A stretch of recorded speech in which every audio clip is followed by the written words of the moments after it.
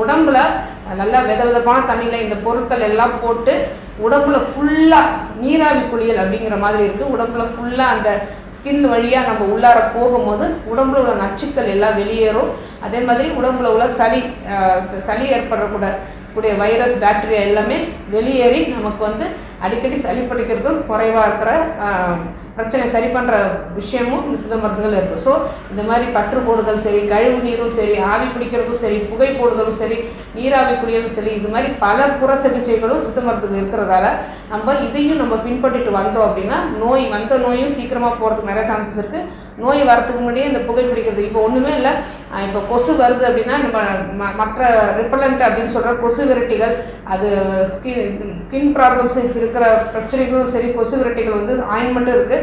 Skin problem உள்ளவங்க தடவுனா அது பிரச்சனை ஆகிடும். அதுக்கப்புறம் அதை சின்ன எலக்ட்ரிக்கலில் யூஸ் பண்ணுற